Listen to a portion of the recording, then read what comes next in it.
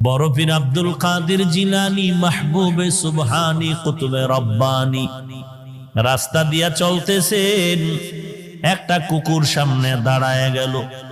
কুকুর ডাক দিয়া কয়, বড় পীর আমার কথার জবাব দিয়া তার উপরে যাও, বলো তুমি ভালো নাকি আমি কুকুর ভালো? বড় পীর চিন্তায় পড়ে গেলেন, যদি বলি কুকুর তুই ভালো আমি খারাপ, আল্লাহর কোরআনের আয়াতের উল্টা হবে, কারণ বনি আদম হলো শ্রেষ্ঠ।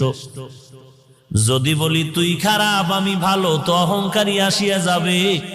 আর যদি বলি আমি খারাপ তুই ভালো, তো কোরআনের আয়াতের উল্টা হয়ে যাবে। এখন আমি খারাপও বলতে পারি না, ভালো বলতে পারি না।